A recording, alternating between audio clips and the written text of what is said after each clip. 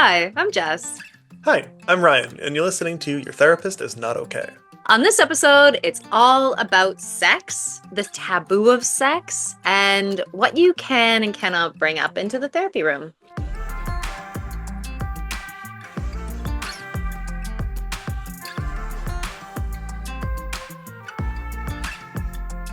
I wonder if we could get a little sex jingle from you, Jess. You want a sex I jingle? want a little jingle for this episode. Okay. Let's talk about sex, baby. Let's talk about you and me. Let's talk about all the good things and the bad things that can be. Let's talk about sex. Dum dum dum.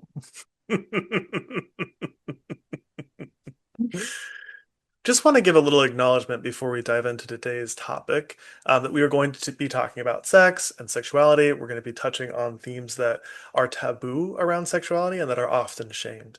If talking about and listening about topics around sex is something that you don't feel safe doing, this is not the episode for you, and we look forward to having you on another one. Well, we wanted to bring up the topic of sex and really give it a lot more time and attention. It's something we've touched on in the past, absolutely, but it's a theme that I think is often shamed, and people often don't know what to expect around the topic of sex in therapy. Yeah. It's something that is still to this day, clients can sometimes wonder if that's a topic they can bring up into the therapy room. And I think it's because even though it's a part of many people's day-to-day lives, it is something that we don't often talk about. Our struggles with sex, how to have good sex, or even our kink preferences. Hey? Hmm.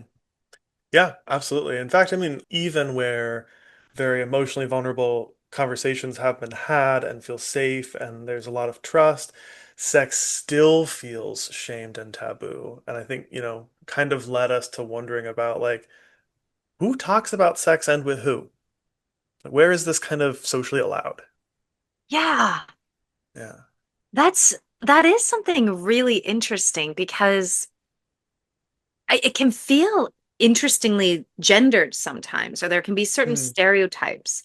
I found in my experience that myself for sure, but like also amongst women identifying friends, that sex can come up quite a bit. Um, and not just about conquest, it can be about that, but also about like what we'd like differently from our partner, how to talk about it. Sometimes women friends can feel quite safe in circles to kind of say what worked, what didn't work. But they also can talk about this aspect of like the walk of shame of like what does it mean to want to be independent and strong and also still have labels like slut attached, right? So it can be something that may not happen with straight men, where they might necessarily feel the same kinds of comfort talking about sex, but also maybe not the same kinds of shame. But I'm curious for you, like in your circles, or what have you seen when it comes to comfort, talking about this? As you said perfectly, like in the therapy room, sometimes it doesn't always feel like the safest place. What's your experience been with that? Well, it's interesting that you kind of mentioned the comfort of women talking together about sex. That was probably my first introduction to like shameless and comfortable conversations about sex was with girlfriends, Mhm. not girlfriends, but just friends that are girls, in high school, where it just like felt like everything was kind of on the table to talk about. Um, Hmm. and so I developed kind of a comfort in talking about sex that I certainly didn't notice with that my straight guy peers, especially straight cis guys. Hmm. Any queer folks, I think, are on average a lot more open about sex and communication around sex because they've kind of been forced to negotiate their interests and where it's safe to talk about them. So if you're not hearing about sex from your queer friends, they might not feel safe to talk about it with you or in the context that you're in together. Because it can just having queer desire itself is shamed. So you have to get through that kind Hmm. of first barrier. My experience is though when queer people are with other queer people, sex is very much talked about, whether it's experiences we've had, things that we are interested in doing. Yeah, it seems like a very kind of open thing. I will say that being queer and out and visible has led to me having some very interesting conversations with say, cis straight men about sex Huh. that I think I feel like for some folks, especially folks that I'm closer to that are friends, um, Mm, feel safe to talk about it in kind of this non-threatening, non-shaming environment. Maybe because I'm kind of down power. I don't think they're thinking about it that way, but like I'm mm, not going to shame them because I'm already kind of in the shame position. And in terms of society, yeah. it's kind of that like witch on the edge of town vibe, right? So it's like this is the safe person to talk to because they're already kind of rejected from the norm or have chosen to reject the norm themselves, which I find a lot of power in. And I've heard from like a lot of straight men that have been like, "Oh wow, like I never thought about it that way. Like I feel a lot more comfortable with this now." Or like, "Or I didn't know that anyone else did that or thought about that." I'm like, "Yeah, girl, like of course." Well, in some ways, there's no kind of possibility of either competition, Mm. or also this aspect of telling a woman that is kind of admitting that you're not as good as you'd like to seem like you are, right? Like there's Mm. often this veneer that we have to be good at this, or it's almost like we have to be good at this, but no one's told us how. And so it's like you have to practice, but at the same time, it's like, okay, but like I'm supposed to be good at it from like the get-go, from the start line. So talking to you, it could probably be like a little bit safer because the judgment isn't really front and center in your own mind. Right. Yeah, and as you're saying that too, I'm kind of thinking like there's no risk of rejection that's meaningful to them, right? They're not Mm, interested in being with me, so they're not afraid that they're going to say, "Oh, I'm into this," and that I'll say like, "Never talk to me again." yeah. It won't be that kind of romantic or sexual rejection. Mm, Yeah. Um, that's very interesting. I do think within the queer community, it also depends largely on the gay person or the queer person how much they may have internalized shame about being queer, hmm. as opposed to how much they've kind of like let go of that. Okay. Also the context and the environment that they're in, so that I've known a lot of maybe more conservative, especially cis gay men that are uncomfortable talking about sex or uncomfortable kind of thinking about the range of possibilities within sex. Hmm. And I think it does play into a gender dynamic that you're talking about, where there's like women are expected to be chaste, but also put out, Mm-hmm. to not be sluts, but also not to be too reserved. And I think men have the opposite expectation of like you're supposed to be virile, you're supposed to always want sex, you're supposed to always be flattered by touch and comments. So it's kind of like these opposite poles. Yeah. And I do think like what you're saying is very true that like there can be shame around not knowing what you're doing because you're supposed to be good at pleasing your partner, or because you're supposed to be just naturally like I don't know this alpha male that um, is always hard, always ready to go, etc. Yeah. Like, I'm gonna take you. You ready for me? Um, but I think actually thinking about that link, and it happens in therapy a lot, is sometimes talking to women identifying clients and talking about abuse or talking about what do we think we can get away with. Or talking with male clients about did we like that touch? It's a very interesting place where you start to break some of that social rhetoric Mm. of I always should like this. Well, you got grabbed at a club, and the way you're talking or the way your body language is right now seems more shut down than it was at the start. Mm. Do you want to touch into that? Like, where are we at right now? What are we feeling? And sometimes actually there's a lot of narratives that can come to say, that was awesome. Um, it can happen with younger men. As a trigger warning, I'm going to be talking about non-consent. With younger men and older women, a camp counselor, or some of these things. This can come up in my office a lot where stories that can seem quite fun actually start to realize are very much non-consensual, but we have all these narratives around what am I supposed to want? How am I supposed to engage with that? And with my women clients, I'm free because I'm usually the victim. Like you see those, there's two very Hmm. separate dichotomies that starting to challenge these narratives of what we can talk about, tying in that with shame or about like definition. I'm just linking that with what you were saying about what's expected of us. Hmm. Yeah, that's very interesting to think about. And, thinking about men who've experienced abuse, sexual abuse specifically, there can be a lot of confusion, shame, and kind of self-hatred when their body responds during the Yeah. abuse, which can happen to people of any gender. Yeah. But it can be really used to kind of an abuser could actively use it to kind of twist a scenario to make it feel like, oh, you wanted this. Yeah. Or those can also be internal thoughts that are very confusing and painful. And if there's so much shame about even acknowledging that the experience occurred, Yeah. then there's no opportunity for someone to say, like, listen, bodies respond to stimuli. It doesn't mean anything about you.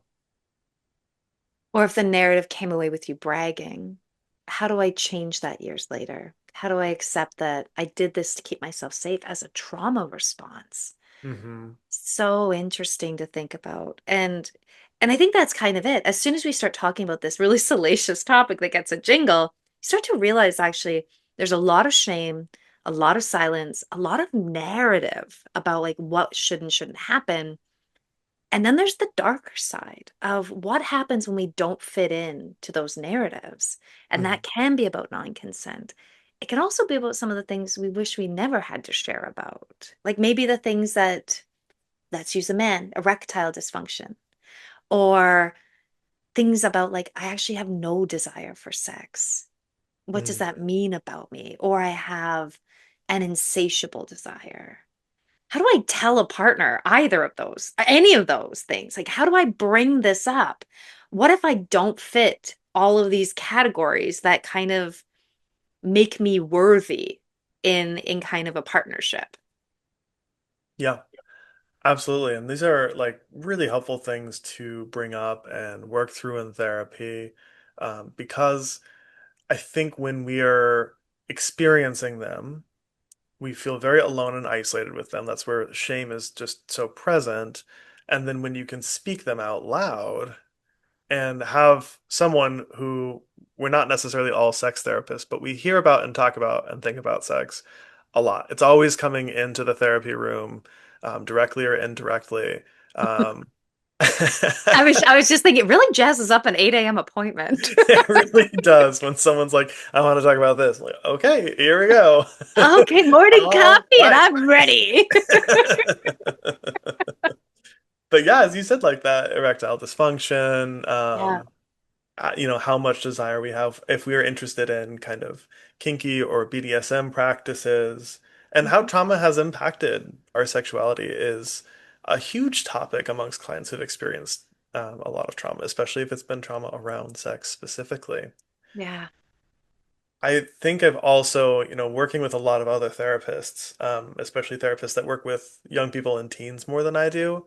I hear so much from other therapists that are like, how much can I tell a client when they're asking me a direct question, right? Like if I Mhm. have a client who's 14 Mm. and has kind of sex ed type questions, how do I lean into that? Or, alternatively, how do I explain the sex thing to a 40-year-old who's never felt comfortable or safe to ask that kind of question? And that happens way more than people might think. That, people don't really teach us usually Mhm. how to engage in sex, especially maybe specific shamed acts. Um, Even thinking about like anyone who engages with or is interested in anal sex. Mm. Um, Growing up, no one's like, all right, son, here's how you douche. That's not a typical conversation. Yeah, absolutely. Yeah. I think then folks end up not teaching, but learning those from media, from their peers, which can media can include a lot of like shaming and mixed messages. Peers can have maybe kind of incomplete or incorrect information altogether. Hmm. It does lead, especially now, I think, with the accessibility of the internet for many people, learning from porn, Hmm. which, there's nothing wrong with, in my mind at least, consuming porn and using that as a way to kind of explore and understand what you might be interested in. It's also not reality. It is a prepared and planned for scene. There's often a script. People know kind of what they're going to expect going into it. Most porn scenes involving anal don't like start with someone spending their time getting ready for that. Yeah. And they're going to cut and edit if something unexpected or unplanned happens because that's not what folks want to consume when they're going to see porn. So just keeping in mind that just like a movie or a TV show, this is not an accurate depiction of reality. What I do think is cool is that some porn hosting sites like Pornhub, for example, do actually have a lot of educational videos on them that are often sponsored by the platform itself. That like they you can go find a video. It's not going to be your first search result if you type in gay sex, but if you type in how to douche, I bet you there's a video about that on Mm. Pornhub that could be educational, informational. Absolutely. I think that porn can feel like a non-shaming place. To be Mm, honest, probably ChatGPT is now a non-shaming place where you can find some information. The problem is that you might not always get the most correct information. mm, And there is still a lot of shame in knowing how to ask or how to talk to somebody about it. Um, I guess another one that we were talking about in prep for the podcast was thinking about like sexually transmitted diseases or infections, STIs. And how do you talk to a partner about that? Like, how mm, prevalent are they? In fact, some of them are incredibly prevalent, and the statistical, like, kind of probability of getting, let's say, herpes is pretty high. And yet, when we feel like we're alone in this journey, if I don't know how to give a blowjob, I'm pretty alone in this journey. Where do I ask? If I go to porn, I'm seeing something incredibly curated. It may not even work for my partner, right? Like, how do we navigate where to go and how to get like what question to ask? How do we find out more normalizing areas that we can actually start to feel comfortable, mm, realizing that at least in the North American system of like education, we don't learn a lot of how-tos. I guess there's a condom on a banana, but it's a lot more to do with consent, which is really important, but very little to do with pleasure. I don't think very many people know about the P spot, mm, which is why you would like to have anal sex, and or where to find like different areas of erogenous zones that aren't just the genitals. Um, so many areas of like knowledge and education sadly seem like they're missed. Wonder if it ties into that aspect of what you said about teens. mm, Because the age when we are in school and we're getting sex ed, we are kind of by society's standards still young, though I wonder if I'm batting 100 on this one. Yeah, I'll just say it. I've never met a child that doesn't want to know more about sex or is curious about their body or another's or wonders why this feels good. It starts a lot younger than society is comfortable with, I think. mm. Yeah, absolutely. And I think that can be one of the origin points of shame, getting that kind of feedback from caregivers or family members that are like, "Oh, don't touch that. Yeah. That's like the bad spot or something like that, or that's private." Mm. That shuts down conversation and Mm. shames behaviors that, in all likelihood, are probably just about like some physical comfort or discomfort, right? It could just be an itch, right? Like it's a dark and moist part of the body, no matter what your gender is, right? Like it's prone to infection and Mm. discomfort and chafing and all these things. And so like, it's much better where possible as a caregiver to kind of lean into like, hey, is everything okay? Is there anything you want to talk through that's bothering you? Um, because that's also, can be a way to catch if someone's had an experience that they don't want to and they're in pain or something like that as a result. Yeah. Yeah. So society tells us to like run away from this topic Mhm. when I think it's much better to kind of listen and lean in. Yeah. It feels like a fearful topic. As you were talking about that, I started to think about the fact that we might be doing a disservice by making it seem like every therapist is comfortable with this topic. Yeah. Yeah. We're talking about that a little bit when we're planning for this.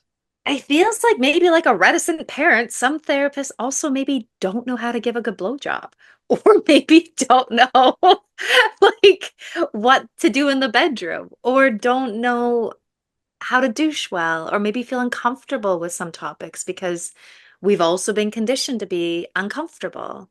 Um, Maybe if you're, let's say, an adolescence like kind of therapist, you might not know how to answer these questions. You might be scared of the legalities. Could you be sued if a parent upset that you taught their kid this? Um, Again, speaking to that kind of stigma, taboo, but also like what it's not confidential for a client to say what we've said, right? And so it might leave the room.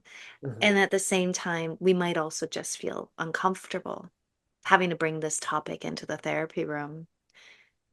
And there's some interesting research onto why.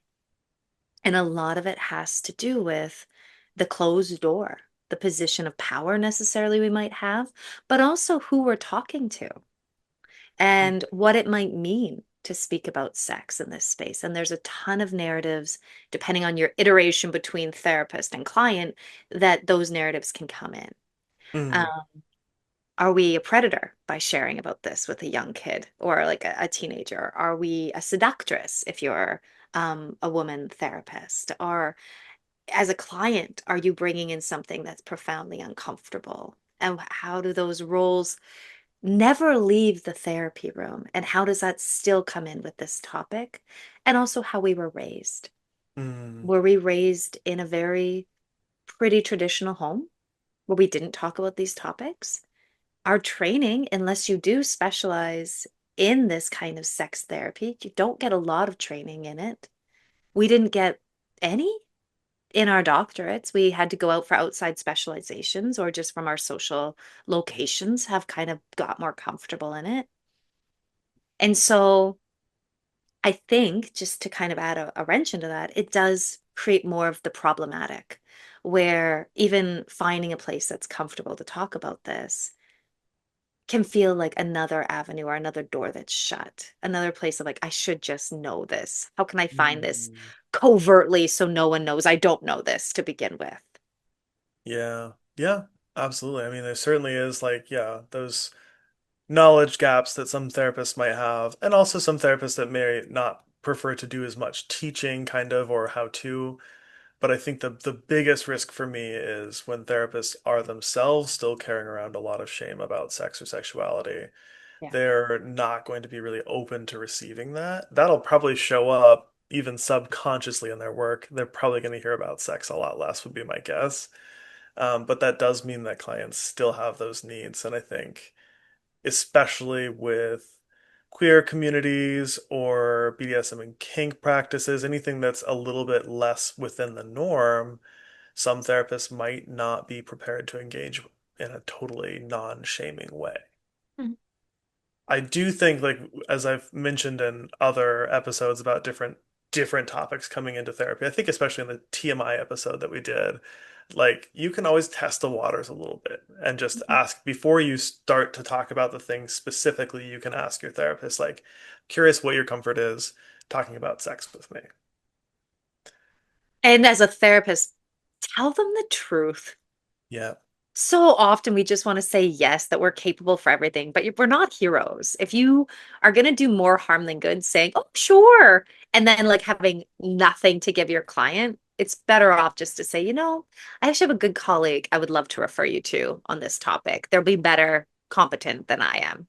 hmm And I think knowing those are limits of our competence too, where even for myself, where I'm like, actually, it feels like this is your main topic. Mm. And so maybe a sex therapist would be a better fit for you. Whereas almost every client I've worked with long term, sex and sexuality are going to come up at some point, but they're not the main or only thing. I'm very comfortable acknowledging that kind of totality of a person, that those things are part of who we are, whether we're very sexual or not sexual at all, and the things that we're interested in and have experienced. Mhm. Yeah. I think as a trauma specialist, sex comes up a lot. Yeah. For teens or for anyone else, I usually will talk about dubious consent, Mm, which is usually I said yes, but I felt really uncomfortable, so I didn't know what else to say. And how that can impact the body. A lot of times it can be with couples that really feel uncomfortable with sex now that the relationship's established because we feel comfortable enough with our partner to say no. And how do we get into a place of like romance again when we're navigating the past and ourselves and we have a partnership that's more comfortable? Um, a lot about how to. Actually, I think I do a lot of how to's with clients, especially to allow that shame to just leave the table, to mm, be able to just like be somebody with a client that you're safe to ask what you do here, or like what might be a first step in feeling comfortable with this act. What toy might help me achieve this kind of like experience?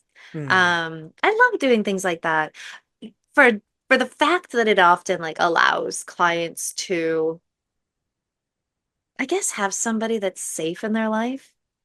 And so you can bring more and more up. Maybe this isn't the only thing that we're nervous talking about. There might be some things that actually are quite bad mm, that you might really desire that you don't know how to talk to anybody about. And this might actually be a gateway to feel like I can lean on Jess. I can lean on Jess. Maybe I should just actually shed light on this scary thing that I want to talk to her about? And that has mm. happened. And so I think being able to be safe has been something that has been incredible for clients in my experience. Yeah, absolutely. Even when we're not aware yet, it could be that the client is testing the waters to bring up, yeah, something more intense. So I think that's even another nod to what you said earlier about like be honest about your capacity to talk about sex because the first thing they bring up is maybe not the most intense or taboo or shamed thing that they would like to bring up. Absolutely. Um,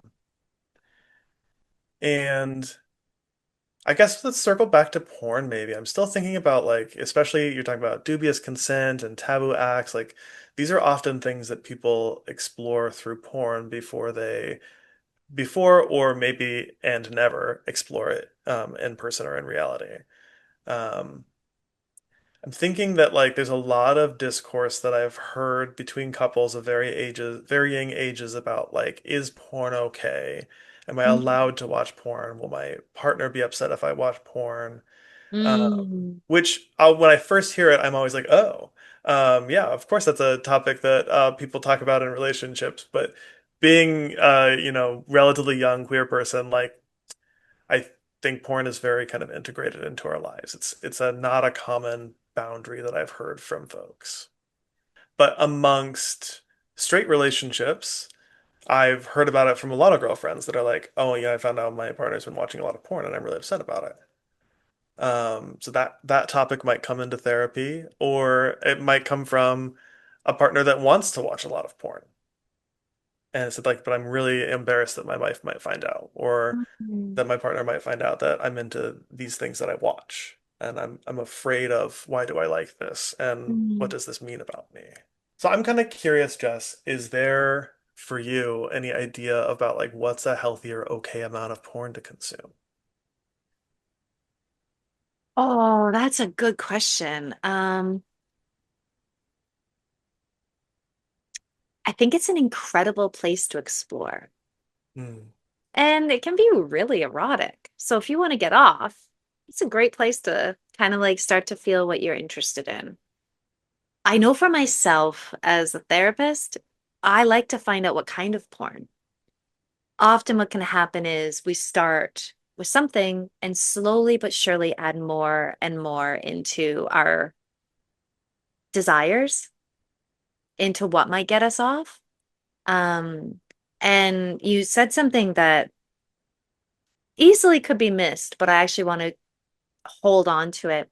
It can be a place where we might grab a hold of something that we wouldn't be able to talk to a partner about. That Mm, might actually be a moray in society. That could be something we explore and maybe feel really gross afterwards for mm, having watched it. I think that that's something that is hard for me to know if it's good or bad. That feels difficult to kind of like give it a value judgment because you're trying to find out more about yourself, but you're doing something that might feel incredibly deviant if you told a partner. mm, And for me, it's that's what you bring to me. Like that's what we talk about. And it's shame that's kept you silent. And it's shame that kind of keeps it dark. And so I think even porn, by getting to kind of dive into these interests, it's really helpful to kind of maybe start to get into the why or to be mm, able to talk to somebody.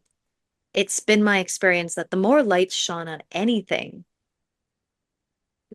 the maybe not that it gets smaller, but it gets like we can see the facets of it, have more mm. control. Doesn't feel like it controls us, doesn't feel like it's our evil secret or a monster in the corner. Um, I think most people are smart enough to understand how much is too much for them or what maybe they would like to kind of talk about. And when it comes to cheating, I think that's kind of what you mean. Like when you're talking about girlfriends saying, like, my partner's watching a lot of porn, it can make them wonder about themselves, probably. It usually gets back to being quite back to me. Those things you can even bring up into therapy. What's going on here for that? Is there something about this that's actually triggering something else in you? I was thinking exactly along those lines when it comes to relationships, is it's so often about someone feeling desired or feeling undesired or being intimidated or, just thinking like, oh, these are the types of people that you like to look at. Like, I don't look like that, or at least I don't think I look like that. Yeah. Or is this the way you see me? Do you fetishize my body or something about my appearance? It can be a really difficult topic to come up against.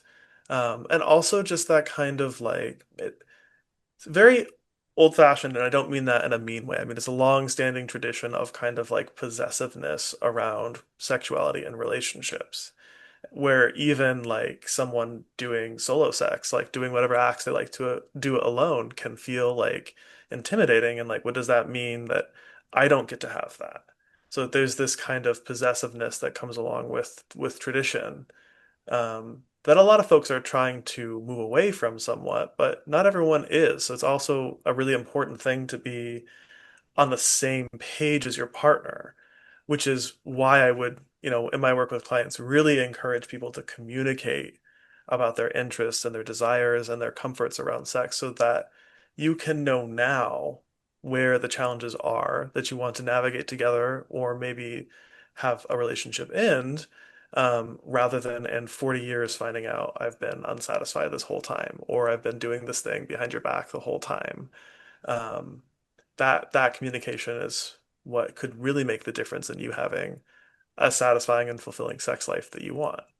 And thinking about things that might feel difficult to talk about in relationships, it might be, as you were talking about before, like what types of porn are we interested in? What are we watching? That can be a really important question for our clients in therapy because there might be some really intense or really deviant kind of topics that people want to watch that they feel like if I told my partner about this, then they wouldn't even want to know me anymore. Like the level of shame and in fact, the fear of ourselves can be very great. If I watch these things, does it mean I'm going to do them? Does it mean I am a bad person? And I think that is very much a dangerous place to be in where you can't talk about it at Mm. all and you become more and more fearful of it.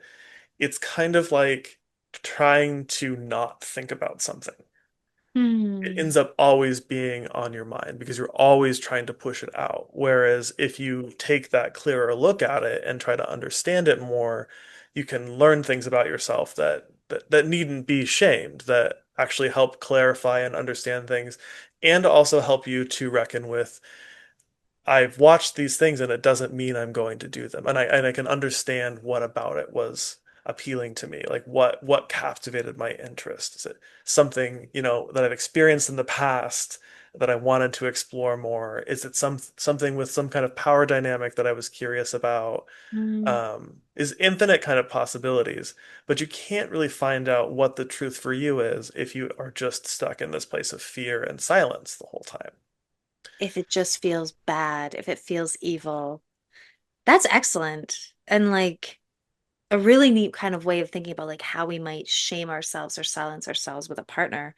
And kind of perfectly ties into the last part that we were going to talk about on our podcast, which is we're kind of bringing up therapists and how you and I work, but actually, how do you bring this stuff up into therapy? Mm, Let's link it with what you just said, this aspect of what are the fears of myself? Am yeah. I a bad person? Am I evil? Am I worthless?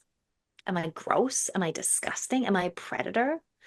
There's so many narratives that might be at the heart of actually self-worth that we might want to Mm, bring up with our therapist. And porn might actually be a topic that we can use as an example of why I might be these things.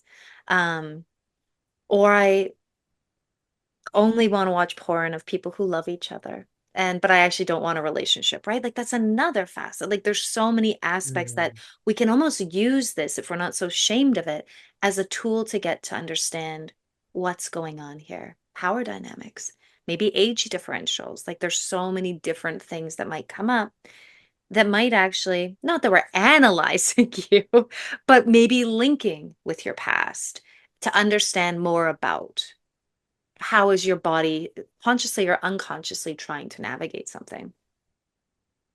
Absolutely. There's a lot to kind of face and try to break down the stigma that allows us to talk about this freely. It's another reason why it's important to find out your therapist is a good match for you in this topic and to be sincere as a therapist about, am I going to be able to bear with someone talking about taboos and that in a way that they feel they are able to be less repressed, not be more repressed.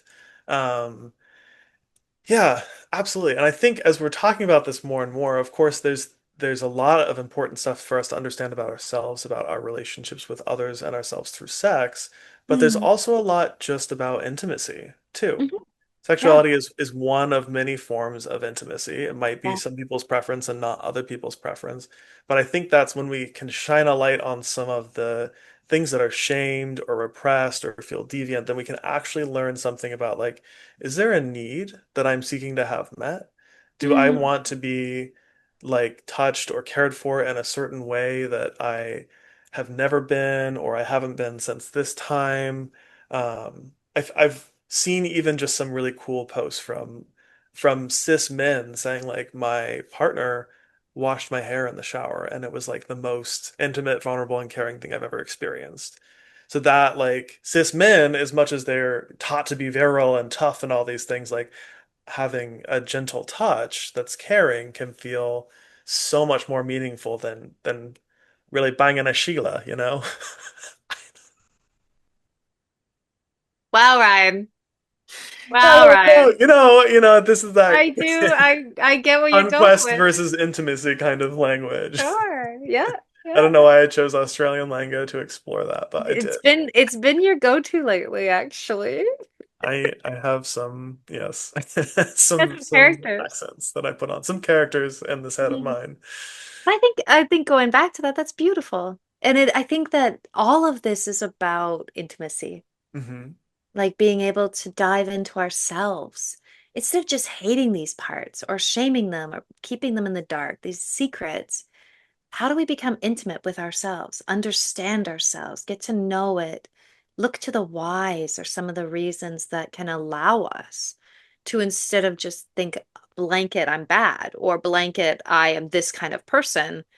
It can actually be like, well, actually, this is a deep desire. Right? It can, if it's done well and, engaged with in a supportive space, it can be ultimately extremely liberating to be able to Yeah. actually say these things out loud and have someone respond in a holding and interested way that, that wants to help you understand what's going on for you. Yeah. Um, yeah. And therapy can be like a really amazing help in this area. Yeah. I mean, to wrap up, I think therapy kind of does a twofold thing. Mm, In one place, like in the first kind of like obvious way, it's the place where you get to deal with this stuff, navigate it, explore it, get to know it, open up.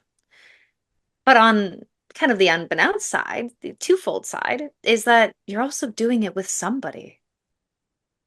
You get to look at someone else's facial expression as you say the unsayable mm, and have them hold you. You learn how to say it. You learn that you're not going to turn into dust by saying it. And by having a space where you not only are working with it, but you're actually exploring how to talk about it. That duality, that twofold nature of therapy can actually really help you outside of the therapy room talking about it with your partner. You might have more language for it, but you also realize that I did it once already. right. Absolutely. Yeah. Therapy can so often be practice and training kind of ground to say like, hey, I know I need to talk to my partner about this. Can I talk to you about it first? And Yeah. so I can at least figure out, yeah, what are the words I want to use and have that first safe experience of being met and held in it.